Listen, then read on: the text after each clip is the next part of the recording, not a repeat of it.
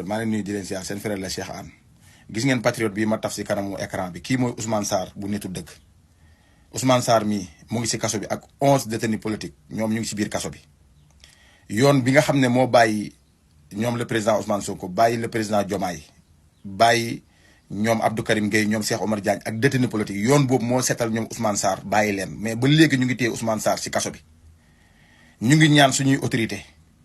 nañu wax ñu bàyyi détenus politique yi nga xamante ni ñu ngi leen téye foofu sa rëbës te dara téyewu leen fa loo xam ne nit mën na wax ne li moo leen fa téye parce que yoon moo leen bàyyi lañ fa nekk actuellement nii temps bu ñu fa nekk nii temps wu tooñ la instant bi ñu ngi leen di tooñ te réew mi ñoom bokk nañ si ñi xeex indépendance bi nga xam ne tey ñun ñëpp ñu ngi koy bégee tey ñun ñëpp ñu ngi bëgg ñu ngi kontaan xol yaa ngi féex waaye tey xol yi mu ngi naqari ndax suñu frère Ousmane Sarr nga xam ne xeexal na Sénégal fu nekk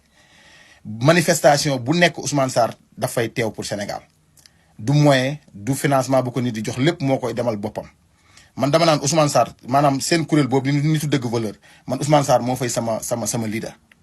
Ousmane Sarr moom ba léegi mu ngi si kaso bi parce que dafa demal fu nekk Sénégal dafa xeexal fu nekk Sénégal wallaay lancim te am koom-koom bi mateewu ko te dara mateewu ko mais temps am la jël yëpp jox ko Sénégal Ousmane Sarr boobu ak 11 personnes ñu ngi si kaso bi te yoon moo leen bàyyi yoon boobu moo leen téye ba léegi si biir kaso bi te yoon moo leen seetal yoon bi bàyyi détenu politique yi génn yëpp yoon boobu moo seetal Ousmane Sarr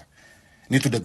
mën nañ ko wax nag si suuf ñëpp jot si ku mel ne ay ñoom Guy Marius Sagna ñoom ñëpp jàpp naa ne yëg nañ ne Ousmane Sarr mu ngi si kaso bi parce que Guy Marius Sagna kenn musul xool Ousmane Sarr te doo gis Ousmane Sarr si wetu Guy Marius Sagna ay ñoom Pape Abdoulaye Touré ñoom Karim Xurum Xaax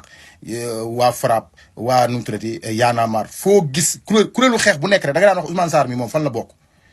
indépendance bi nag duñ ko bokk xeex ba pare suñu ay mbokk suñu ay xarit suñu ay am di jàmm ay jàmbaar yoo xam ne ñoo ko xeex doon ay patriote nekk si kaso bi ñu bàyyi ñi téye fa 11 personnes yooyu kon maa ngi sàkku si autorité yi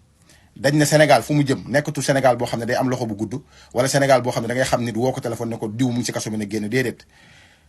kii yoon moo ko bàyyi moo tax amul ñaan intervention amul ñaan kenn yoon mi ko téye waa rëbës bàyyi leen tëji leen rëbës ngeen bàyyi 11 personnes yooyu ak Ousmane Sarr ñu génn ñibbi seen kër ñu ngi siy sàkku nag sénégalais yi ngeen wax si Ousmane Sarr mi ñu bàyyi ko mu ñibbi këram parce que dara téyewu ko fa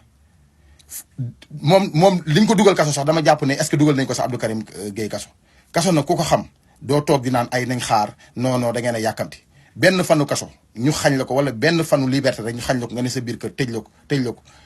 beneen affaire la sàkkamtumaa nag ñu téye la si kaso bi kenn xamul kañ lañ ko tëjoon ba léegi avocats yi def nañ lu nekk mais liñ ko jàppee woon ñëpp jàppoon nañ ñu gën a garaaw ay sart yoo xam ne tegoon nañ ko seen kaw bàyyi nañ leen Ousmane Sarr waratul des si kaso bi ak ñu mel ni moom salaamaaleykum wa rahmatullah ngeen baal ma àq parce que wax dëgg fa yàlla li ma métti mooy Ousmane Sarr nekk si kaso bi ba léegi